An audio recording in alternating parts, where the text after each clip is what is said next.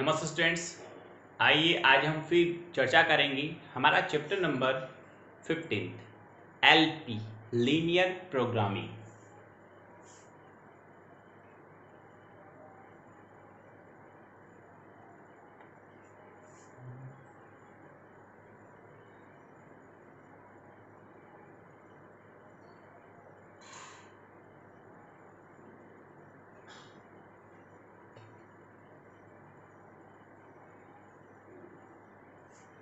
ठीक है, linear programming जो हमारा चैप्टर चल रहा था, चैप्टर नंबर 15 चल रहा था, उसके बारे में हम और आगे बढ़ते हैं। स्टूडेंट्स, मैं आपको बताना चाहता हूं कि यहां हम जो डाउट्स पढ़ रहे हैं वो तीन तरह के डाउट पढ़ रहे हैं। फर्स्ट जो डाउट है वो फूड संबंधी है, खाद्य पदार्थ संबंधी जो फूड है, सॉरी जो सवाल है वो हम पढ़ेंगे। जैसा मैंने शायद लास्ट वीडियो में एक सवाल बताया था, एक और बताता हूं। आज अपन सब पॉइंट को क्लियर करेंगे एक एक को लेकर। सेकंड जो है वो रहेगा उत्पादन संबंधी, प्रोडक्शन।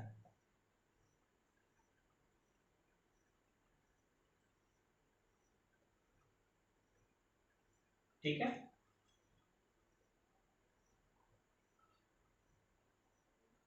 उत्पादन संबंधी।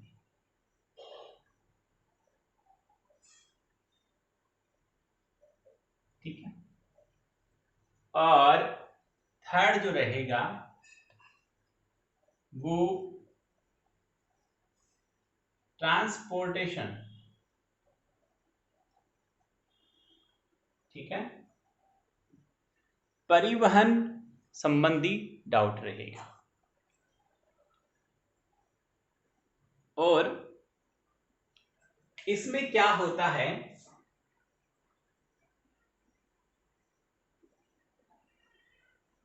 परिवहन संबंधी डाउट्स आएंगे। ठीक है, तो हम सबसे पहले फूड, खाद्य पदार्थों से संबंधित सवालों की बात करेंगे। स्टूडेंट्स, एक डाउट और जो आपके दिमाग में आना चाहिए कि जब वर्ड प्रॉब्लम आती है तो कुछ डाउट्स में ग्रेटर देन इक्वल का, कुछ में लेस देन इक्वल का, इस तरह के साइन लगाए जाते हैं। तो क्या हमेशा ही ग्रेटर देन इक्वल का साइन लगेगा? क्या हमेशा ही लेस देन इक्वल का साइन लगेगा? कब हम डिसाइड करते हैं कि कौन सा साइन लगना है, कौन सा नहीं लगना? इसके लिए मैं आपको थोड़ा सा ये सबसे पहले तो ये कहना चाहूंगा कि at the time on the spot according to doubt हमें जजमेंट लेना पड़ता है कि किस तरह का साइन वहां यूज होगा। इसके अलावा थोड़ा सा आपको मैं आइडिया दे सकता हूं, कुछ सवालों में आइडिया काम करेगा। जैसे मैं कहता हूं कि एक एरोप्लेन की कैपेसिटी है सीट्स की, पैसेंजर को बिठाने की, वो 200 है, यानी उसमें 200 सीट है।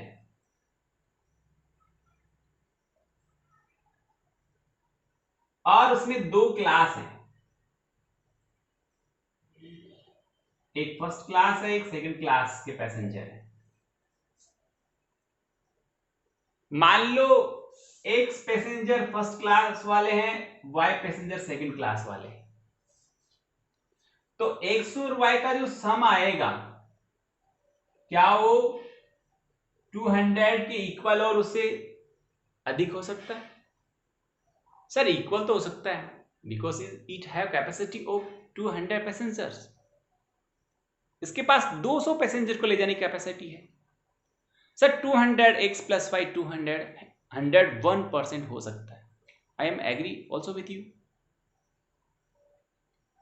बट अपन बात करें कि क्या यहां ग्रेटर देन का साइन भी हो सकता है? नहीं हो सकता। आपका दिमाग कहेगा फटाक से सर नहीं हो सकता। रीजन क्या है कि एरोप्लेन की कैपेसिटी जितनी है उससे अधिक हम उसमें पैसेंजर को नहीं बैठा सकते। ये तो है नहीं कि थोड़ी दूर जाना है तू लटक के चल ले, गाड़ी के पीछे बैठ जा, एक वाले पे दो बैठ जाए, ऐसा नहीं हो सकता। वहां पर बहुत ही सावधानी और सुरक्षा के साथ यात्रा की जाती है। तो 200 तक हो सकता है पर 200 से ज्यादा नहीं हो सकता। तो यहां ग्रेटर देन का साइन आ ही नहीं सकता। x प्लस वाई का sum less than equal to 100 आएगा। कंफर्म। अपना रूम है साहब, रूम की कैपेसिटी होगी साहब 50 लोग बैठ सकते हैं, ठीक है। या ऐसा करें कि अपने पास एक बोतल है, वो 1 लीटर की बोतल है साहब, तो उसमें जो पानी आएगा वाटर इन द बोतल always be equal and less than 1 litre LTR। समझ रहे हो मेरी बात? यदि 1 लीटर पानी की बोतल है तो उस बोतल में पानी 1 लीटर या उससे कम हो सकता है, 1 लीटर से ज्यादा नहीं हो सकता।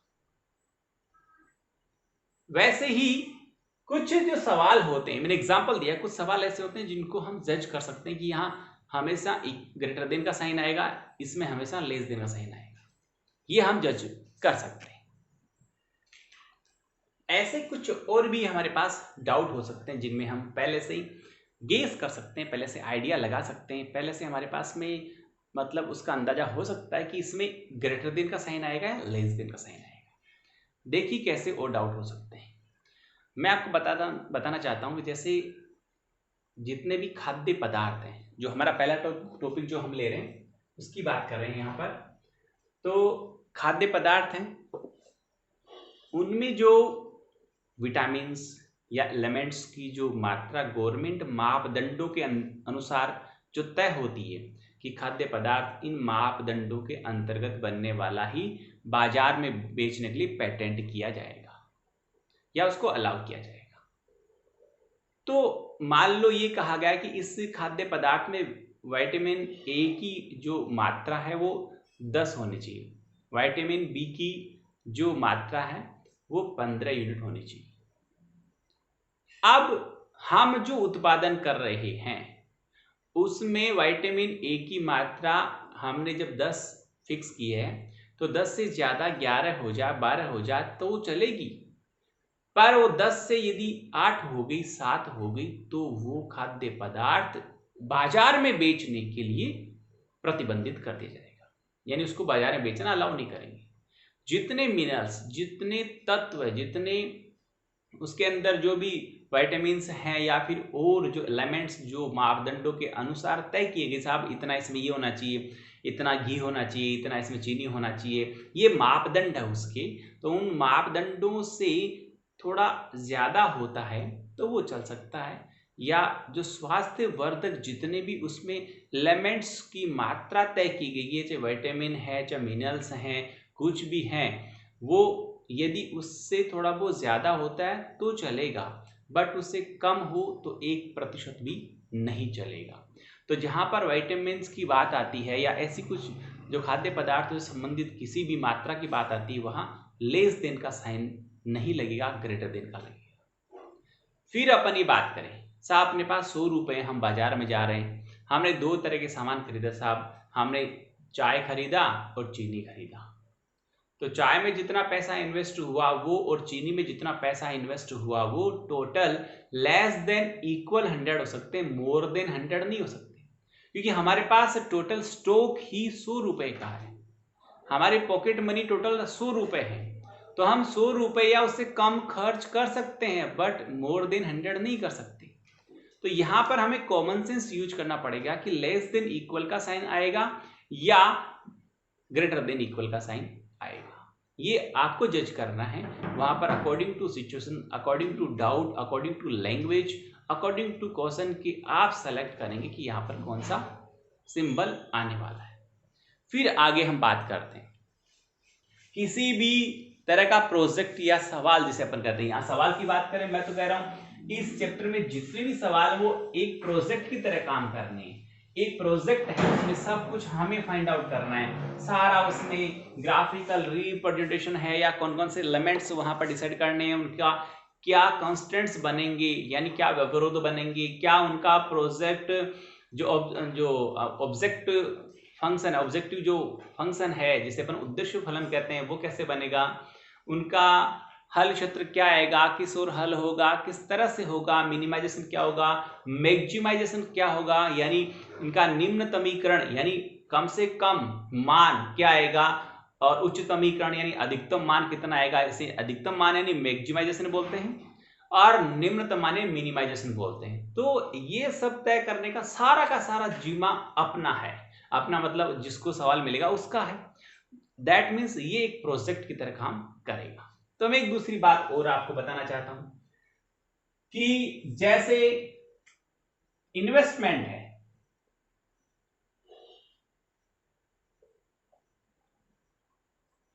इन्वेस्टमेंट कैसा होना चाहिए, कॉमन सेंसली सोचो।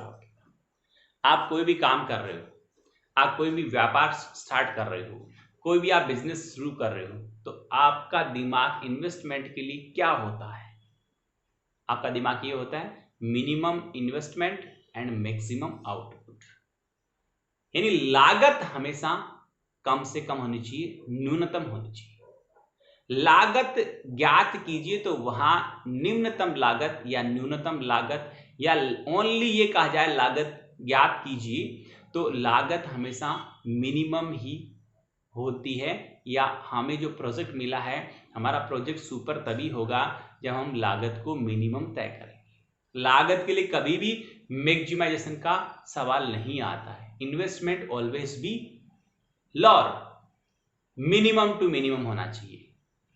तो यहां पर हम इन्वेस्टमेंट की जहां भी बात आती है वहां डिसाइड करेंगे कि जो सिंबल आएगा वो लेस देन इक्वल आएगा। फिर यदि प्रॉफिट की बात होती है तो प्रॉफिट क्या कम से कम होना चाहिए? बिल्कुल नहीं होना चाहिए। प्रॉफिट हमेशा मैक्सिमम होना चाहिए। प्रॉफिट का मैक्सिमाइज होगा और जो इन्वेस्टमेंट है उसका मिनिमाइजेशन होगा। समझ में आ रही मेरी बात? फिर आगे हम बात करते हैं, प्रॉफिट की हो गई, इन्वेस्टमेंट की हो गई, फूड कंटेंट्स की हो गई और कैपेसिटी की हो गई। भाई साहब इस बोतल में 1 लीटर पानी आना तो 1 लीटर ही आएगा, उससे कम आएगा, उससे ज्यादा नहीं आएगा। एक हम मान लो हमारा गांव है, गांव में हमारी शॉप है, हम वहाँ सामान मंगवाते हैं, बड़े शहर से सामान आता है, हम वहाँ पर बेचने के लिए मंगवाते हैं। तो हम उस डिपो से सामान मंगवाएंगे, उस जगह से सामान मंगवाना प्रीफर करेंगे, उस जगह से सामान लाना हम उचित समझेंगे जहाँ से ट्रांसपोर्टेशन चार्ज कम होता है, जहाँ परिवहन कम लगता है, परिवहन का चार्ज कम लगता है, यानी जहाँ पर हमारा किराया है वो सबसे कम लगता है, हम वहाँ से सामान खरीदना पसंद करेंगे। यदि 2-3 जगह अपने आसपास में 2-3 बड़े शहर हैं, वहाँ पर हमें ज़रूरत के सारे जो मतलब आइटम मिल रहे हैं, तो हम उस जगह को प्रीफर करेंगे, उस जगह से लाना सामान उचित समझेंगे जहाँ से किराया कम से कम लगता है। तो किराए पे, परिवहन पे आधारित जितने भी सवाल हैं उनमें किराया हमेशा मिनिमम ज्ञात किया जाएगा, वहाँ पर किराए का मैक्सिमाइजेशन नहीं होगा, मिनिमाइजेशन ही होगा। ये बात समझ में आ गई? ट्रांसपोर्ट की बात समझ में आ गई। उत्पादन हमेशा अधिकतम चाहता है कि उत्पादन उस समय में, क्योंकि मशीन है या व्यक्ति है, वो 12 घंटे या 14 घंटे 15 घंटे उसका जो टाइम पीरियड है, वर्किंग टाइम पीरियड है, उसमें हमेशा ओनर है, मालिक है, वो अधिकतम उत्पाद चाहता है, मैक्सिमम आउटपुट चाहता है, मैक्सिमम प्रोडक्शन चाहता है। तो उत्पादन की जहां भी बात आए वहां पर हम क्या करेंगे? मैक्सिमम को तवज्जो देंगे, मैक्सिमम को इंपॉर्टेंस देंगे, यानी मोर देन इक्वल का साइन वहां पर लगाएंगे। टाइम लिमिट है साहब, ये व्यक्ति आपके पास 6 घंटे काम कर सकता है, तो इस व्यक्ति को यदि 2-3 तरह के प्रोजेक्ट में काम में लेना है तो उन 2-3 प्रोजेक्ट में लगने वाले टाइम का सम है वो यदि व्यक्ति 6 घंटे उपलब्ध है तो 6 घंटे या उससे कम हो सकता है। एक मशीन है, आपको मिलती साहब ये मशीन आप 1 घंटे के लिए यूज कर सकते हो, आप उससे आप 5 काम करो, 2 काम करो, 10 काम करो, 1 काम करो, उन सब काम में लगने वाले समय का योग 1 घंटा या उससे कम हो सकता है, 1 घंटे से ज्यादा नहीं हो सकता, क्योंकि वो मशीन आपको केवल 1 घंटे के लिए उपलब्ध है। तो जहां समय की बात आए तो वहां पर भी क्या होगा कि जितना गिवन है वो उससे कम हो सकता है। इस तरह से कुछ मैंने आइडियाज आपको दिए हैं, जरूरी नहीं आप इन आइडियाज को एग्जैक्टली वहां पर यूटिलाइज कर सको, वहां पर अपने कॉमन सेंस यूज करना है, तब आप इनको अच्छी तरह यूटिलाइज कर पाओगे, अच्छी तरह इनका एप्लीकेशन आप ले पाओगे। तो वो आप अपने दिमाग से सोचें, और ये मैंने कुछ आइडियाज दिए जिसके आधार पर आप इसको जज कर सकते हैं कि मुझे साइन कैसा लगा है। आज हम बात करेंगे सिर्फ फूड जो से रिलेटेड डाउट है उनकी बात करेंगे। मैंने एक डाउट लास्ट वीडियो में एक्सप्लेन किया था, फिर एक डाउट और लेता हूं, बहुत अच्छा डाउट है, वहां पर गिवन नहीं है, मिनिमम है, मैक्सिमम है, तो आप थोड़ा सा ना अभी मेरे साथ साथ जज करना सीखे कि मैं किस तरह से साइन को चूज करता हूं। पहले सवाल सुनिए साहब, हमें 2 प्रकार के केक बनाने। पहले प्रकार का जो केक है, जो प्रथम प्रकार का हम केक बनाएंगे, उस केक में एक केक को बनाने में 200 ग्राम आटा काम में आता है और 25 ग्राम वसा, यानी वसा कह दो और फेट कह दो, या फिर हम अपनी भाषा में बोलते हैं जहां पर घी या चिकनाई जो भी होती है वो काम में आए। ठीक है साहब। दूसरे प्रकार का जो केक है,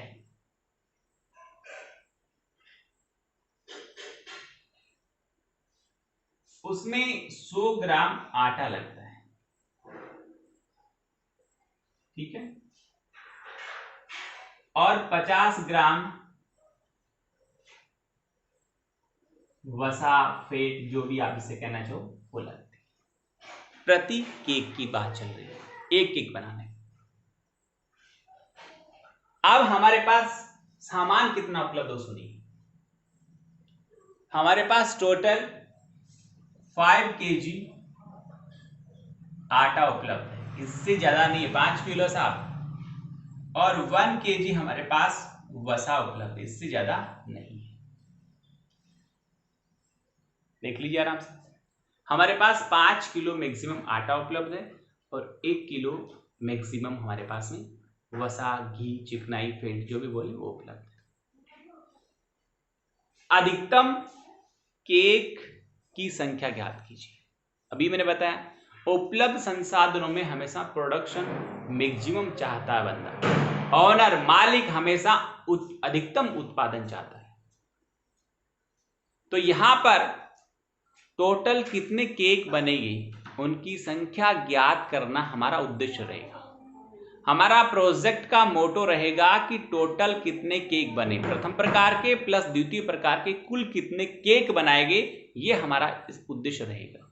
जो हमारा सवाल में से उद्देश्य निकल कर आता है उसे उद्देश्य फलन कहते हैं, वो हमारा ऑब्जेक्टिव फंक्शन होता है। तो हमारा जो उद्देश्य है वो है टोटल केक्स की संख्या, टोटल नंबर ऑफ केक कितने हों। तो देखिए यहां पर मैं ये बोलता हूं कि माना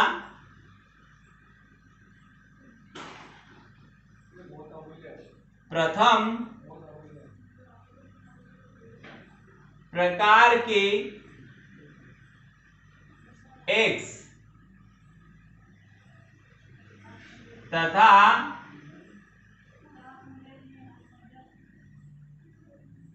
द्वितीय प्रकार के y केक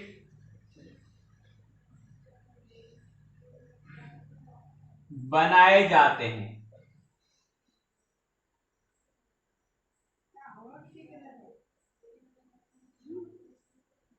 ठीक है, प्रथम प्रकार के एक्स और द्वितीय प्रकार के वाई केक बनाए जाते हैं।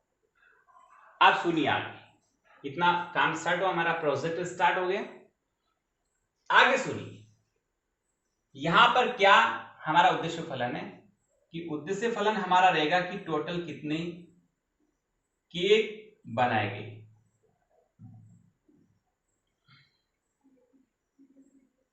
उद्देश्य फलन को z से लिखते हैं, x प्लस वाई इनकी संख्या ज्ञात करना हमारा उद्देश्य रहेगा। फिर आगे बनेंगे व्यवरोध, जिसे हम अनइक्वलिटी या असमीकाएं कहते हैं, वो किस तरह बनेगी। देखो, हम केक चाहे कितने ही बनाएं, उनकी संख्या कितनी आई वो आगे की बात है, बट हम केक को बनाने में यूज होने वाला मटेरियल है, रॉ मटेरियल, कच्ची सामग्री जो उपलब्ध है उसके अनुसार ही तो हमारे केक बनेंगे। ये थोड़ी अपन हमारे पास 50 लेबर थे, हमने लेबर 200 मंगवा ली और हम आज 1000 केक बना के बेच देंगे, ऐसा नहीं है। हमारे पास में जो कच्चा सामान है कितना है, उतने आदमी कितने लगो, कच्चा सामान है उतना ही बनेगा हमारे पास माल। तो देखिए यहाँ पर 5 किलो हमारे पास में आटा है, तो हम एक केक बनाते हैं, पहले प्रकार वाला एक केक बनाते हैं 200 ग्राम आटा कंज्यूम होता है, 200 ग्राम आटा लग जाता है। यदि 2 केक बनाएंगे 400 ग्राम लगेगा, 5 केक बनाएंगे 1000 ग्राम लगेगा। जितने केक बनाएंगे उसको 200 से गुणा कर दो, उतना आटा प्रथम प्रकार के केक में लग जाएगा। केक कितने बनाएंगे, x को करो किससे गुणा, 200 से, तो 200x ग्राम आटा तो प्रथम प्रकार के केक्स को बनाने में यूज होगा। समझ में आ गई। फिर द्वितीय प्रकार का जो केक है उसमें 100 ग्राम आटा चाहिए, एक में 100 ग्राम है, 2 में 200, 5 में 500, 10 में 1000 ग्राम। वाई में 100 गुणा वाई यानी 100 वाई ग्राम आटा यूज करेगा दूसरे प्रकार के केक। पहले प्रकार के केक्स और दूसरे प्रकार के केक्स के द्वारा यूज किया गया आटे का टोटल 5 किलो और उससे कम हो सकता है, उससे ज्यादा नहीं हो सकता, क्योंकि हमारे पास हाईएस्ट लिमिट 5 केजी की है, हम हाईएस्ट लिमिट को क्रॉस नहीं कर सकते। तो यहां हम लिखेंगे सवाल की प्रतिबद्धता के अनुसार, अकॉर्डिंग टू गिवन स्टेटमेंट, सवाल की प्रतिबद्धता के अनुसार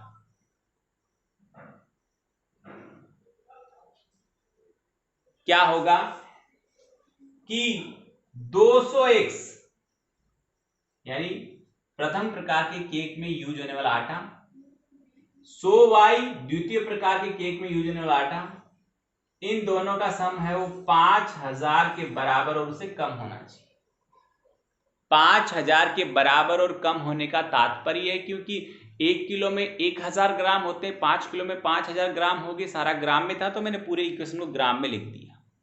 अब इसमें जो कैंसिल हो रहा है, 2 2 जीरो कैंसिल हो रही है, तो 2x plus y less than equal 50। क्यों जी, बात समझ में आ गई क्या। फिर दूसरी बार क्या करेंगे, ये तो आटे का हिसाब हो गया साहब, अब वसा चिकनाई घी उसका हिसाब करेंगे। पहले प्रकार के केक में एक केक बनाने में 25 ग्राम लगता है, एक केक बनाना 25 ग्राम, तो x केक बनाने में 25x ग्राम आटा यूज, सॉरी वसा यूज होगी, फेट यूज होगी। और दूसरे प्रकार के केक में 50 ग्राम फेट यूज होती है, तो y केक बनाए दूसरे प्रकार के, तो 50 y ग्राम फेट दूसरे प्रकार के केक्स में यूज होगी। टोटल फेट का सम 1000 ग्राम आना चाहिए, यानी 1 kg मीन्स 1000 ग्राम आना चाहिए, उससे ज्यादा नहीं, कम आए चल जाएगा। तो यहां पर दूसरा हो गया हमारे पास में 25x plus 50y less than equal 1000, ठीक है ना। आगे देखिए, यहां 25 से डिवाइड कर दे 1x plus 2y less than equal 40, ये हमारा दूसरा व्यवरोध हो गया, दूसरी असमीका हो गई। और 2 असमीकाएं मैं खुद लिखूंगा, उनका आइडिया हम लगा सकते हैं। वो कैसे लगेंगे, x greater than equal 0 and y also greater than equal 0। X का मान 0 और 0 से बड़ा हो सकता है, y का मान भी 0 और 0 से बड़ा हो सकता है। कैसे साहब? यदि हमारे लिए डिमांड बाजार से प्रथम प्रकार के केक की आएगी तो हम प्रथम प्रकार के केक ही बनाएंगे, दूसरे प्रकार क्यों बनाएंगे? दूसरे प्रकार बिक ही नहीं रहे, सेल ही नहीं हो रहे, तो y का मान 0 हो गया ना। और यदि किसी दिन दूसरे प्रकार के केक की डिमांड आई, पहले प्रकार वो खरीद ही नहीं रहा, सेल ही नहीं आ रही फर्स्ट टाइप के केक की, तो हम क्यों बनाएंगे? तो वहां पर x का मान 0 हो गया। किसी दिन ऐसा भी हो सकता है कि x वाले भी बिक रहे हैं और y वाले भी बिक रहे हैं, तो दोनों का मान 0 से बड़ा हो गया। तो x और y दोनों का वैल्यू 0 भी हो सकता है कभी और 0 से बड़ा भी हो सकता है। तो x greater than equal 0 may be possible and y also greater than equal 0। समझ में आ गई? इसका दूसरा मैथमेटिकल फॉर्म में अपन एक्सप्लेन करूं मैं, तो नंबर ऑफ केक्स है, नंबर ऑफ एलिमेंट्स है, नंबर ऑफ आइटम्स हैं, ये सारे क्या हैं? पॉजिटिव में ही आएंगे, इसलिए प्रथम चतुर्थांश में सारे आंसर आने चाहिए। बाकी में किसी में x माइनस का, किसी में y माइनस का, किसी में दोनों माइनस के, तो व्यक्तियों की संख्या, केक की संख्या है, लंबाई है, चौड़ाई है, ऊंचाई है, ये सब क्या है? नेगेटिव नहीं आएगी, पॉजिटिव ही आएगी। तो ये यहां पर लिखने का मेरा उद्देश्य रहा। इस प्रकार से ये सारे व्यवरोध बन गए। अब बाकी काम बहुत सिंपल है, दोनों व्यवरोध हैं, उनको एक बार के लिए आप समीकरण मान लेंगे और समीकरण मानकर आप इसकी सारणी बना लेंगे। सारणी समझ में आ रही ना आपको? बनाई ना हमने 10th क्लास सारणी, x और y की दो मान निकाल, जैसे x का मान 0 तो y का मान 50 हो गया, y का मान 0 तो x का मान 25 हो गया। फिर दूसरा हमारे पास में x प्लस 2y बराबर 40, इसको भी एक बार के लिए समीकरण, असमीका और समीका, समीका बोले तो समीकरण और असमीका मतलब असमीका, जिसके दोनों पक्ष बराबर होते हैं वो समीकरण होता है, जिसके दोनों पक्ष बराबर नहीं होते, एक छोटा होता है एक बड़ा होता है, उसे असमीका या अनइक्वलिटी कहते हैं। यहाँ x का वैल्यू 0 है तो y का मान 20 आ गया, y का मान 0 तो x का मान 40 आ गया। दो बिंदु निकालने आपको, दो से ज्यादा भी निकाल सकते, कोई बाउंडेशन नहीं, पर मिनिमम दो तो निकाल लें। और ग्राफ में प्लॉट करना, जैसे 10th क्लास में हमने ग्राफ बनाया था वैसे बिंदु लगाने, सीधी सीधी रेखाएं खींच ली है। समझ में आ गया? दो रेखाएं आएगी यहाँ पर, और इसका मीनिंग मैं आपको लास्ट वीडियो समझा चुका हूं, आराम से फिर समझ लो। x greater than equal 0 and y greater than equal 0 का मीनिंग होता है, इन दोनों का मीनिंग होता है प्रथम चतुर्थांश, यानी उत्तर प्रथम चतुर्थांश में आएगा, हल क्षेत्र प्रथम चतुर्थांश में ही होगा। इतनी बात हमारी तय हो चुकी है, समझ में आ गई? अब इसके आगे का काम क्या है? ग्राफ आप खींच लोगे, रेखाएं खींच लोगे, अब उनमें हल क्षेत्र रेखाओं के नीचे का भाग होगा, ऊपर का होगा, दाईं ओर का होगा, बाईं ओर का होगा, इनका डिसाइड कैसे होगा? इनका डिसाइड होगा सर, सुनिए, कि x और y दोनों के वैल्यू आप अपनी असमीका में, आप अपने व्यवरोध में, मान लो इसको यूज नहीं करो, इसका सिंपलेस्ट फॉर्म उसको यूज कर लेते हैं हम, इसका सरलतम जो रूप है वो नीचे वाला है।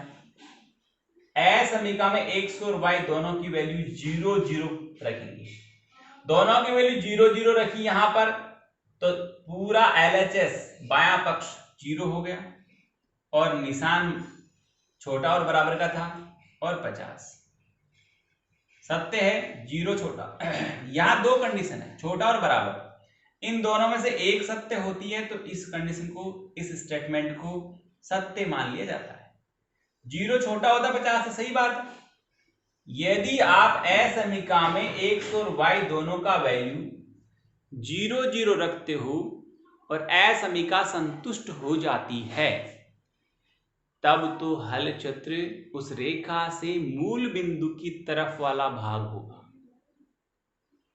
और यदि संतुष्ट नहीं होती है तो मूल बिंदु की तरफ वाले भाग को छोड़ के दूसरी तरफ वाला भाग हल क्षेत्र होगा।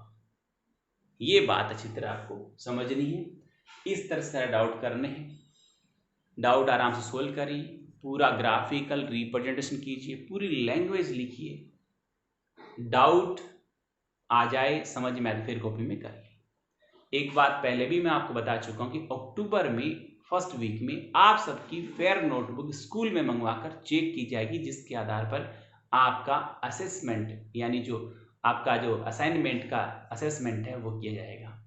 इसलिए उसके लिए तैयार रहें। वर्क सबका कंप्लीट होना चाहिए, किसी भी चैप्टर के वो छोड़ने नहीं है क्वेश्चंस, पूरे क्वेश्चंस करने, अच्छी तरह करने, समझ के करने हैं। 15.1 में मैं इतना कहना चाहता हूं कि आप कोई से भी 5 डाउट कर लें। 15.1 में कोई से जो आपको अच्छा लगे वो 5 डाउट कर लें, सारे करने की जरूरत नहीं है। और आगे सारे करने हैं, उनमें से कोई सेलेक्ट मुझे करना कि साहब ये नहीं करना, तो वो मैं आपको बता दूंगा। अच्छी तरह पढ़ें, मेहनत करें, होमवर्क जरूर करें। बहुत बहुत धन्यवाद। Thank you.